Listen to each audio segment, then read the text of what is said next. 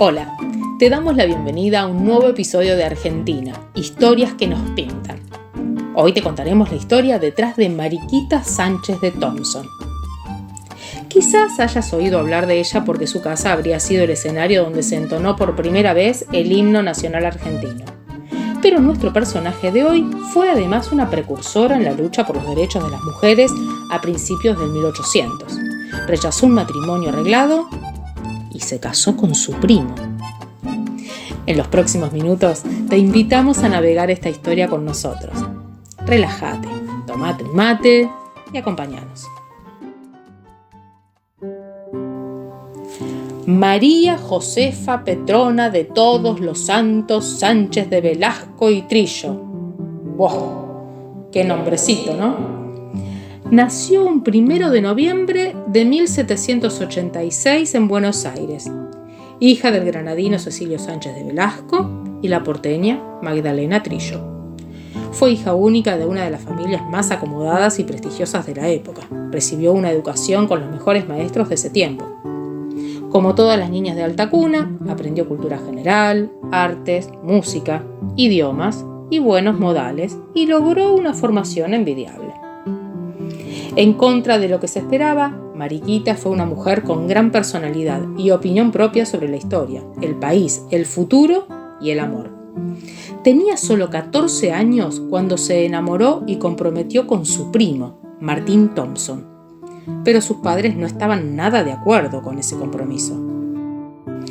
Cabe aclarar que en ese momento regía la Real Pragmática sobre hijos de familia, una normativa que establecía que los hijos de blancos menores de 25 años solo podían casarse si contaban con el consentimiento de sus padres o tutores. Y Mariquita no lo tenía. Sus papás deseaban casarla con un comerciante rico que la triplicaba en edad, pero ella no se iba a rendir tan fácilmente. Por suerte para ella, en esos casos, los más pudientes podían acceder a los juicios de disenso, mediante los cuales la pareja intentaba conseguir el permiso. Es entonces cuando Mariquita se rebeló contra su padre. Rechazó su matrimonio arreglado y acudió al virrey Sobremonte para que le ayudara en su objetivo. Sin que le temblara el pulso, hizo valer su derecho a elegir con quién casarse en una carta que le envió al virrey el 10 de julio de 1804, que finalizaba diciendo: «Nuestra causa es demasiado justa, según comprendo, para que vuestra excelencia nos dispense justicia, protección y favor». Luego de 13 días de juicio, finalmente logró el favor del virrey. Se casó con Thompson un año después y tuvo un matrimonio feliz del que nacieron 5 hijos: Clementina, Juan, Magdalena, Florencia y Albina. Y mientras su marido, que fue primer capitán de puertos de las Provincias Unidas del Río de la Plata, estaba en alta mar, ella ganaba popularidad en los círculos intelectuales, con las tertulias que realizaba en su casa.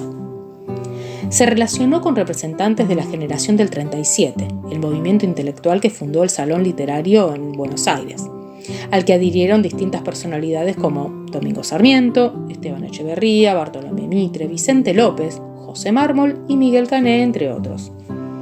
Y se dice que precisamente en su casa se interpretó el himno nacional argentino, por primera vez, por ese entonces conocido como Marcha Patriótica. Sin embargo, algunos historiadores aseguran que Mariquita no dejó ningún escrito mencionando ese hecho tan importante. Pero, ¿por qué algunos aseguran que esto sucedió?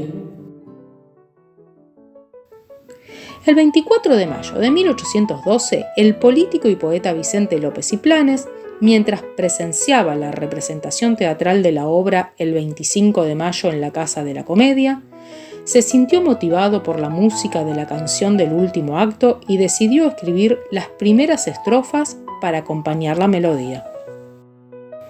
Es en esta época cuando comienzan a representarse los símbolos patrios. El triunvirato entendía que existía la necesidad de una canción oficial.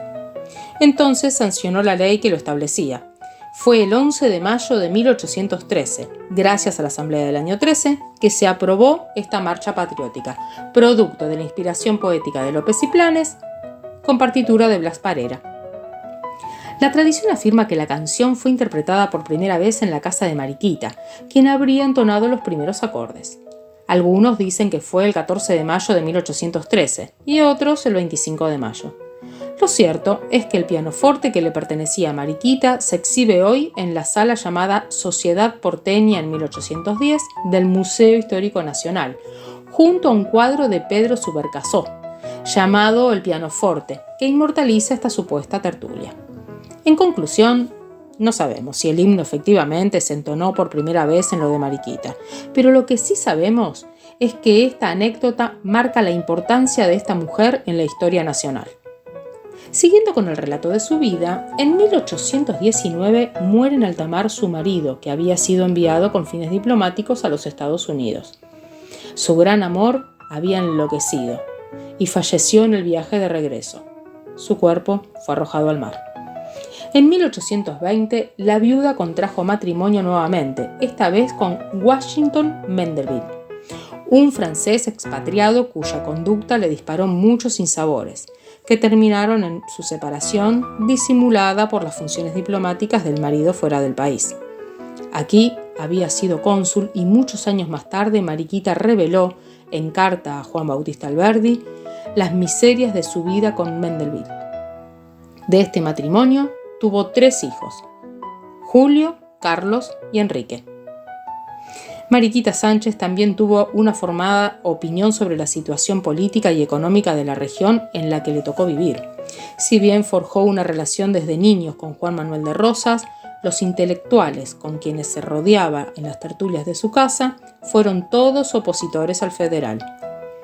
Muchos, para evitar la persecución, se exiliaron en distintas partes, incluida ella misma, que se estableció en Uruguay en 1837.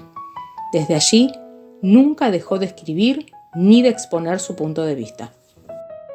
A su vuelta a Buenos Aires, participó de la Sociedad de Beneficencia y continuó luchando con un espíritu independentista, feminista y liberal, en contra de muchos de los principios culturales establecidos en la región rioplatense de fines del siglo XIX.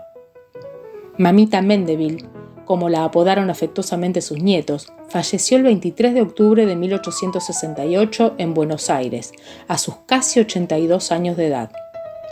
Juan Bautista Alberdi escribió sobre Mariquita: fue la personalidad más importante de la sociedad de Buenos Aires, sin la cual es imposible explicar el desarrollo de su cultura y buen gusto.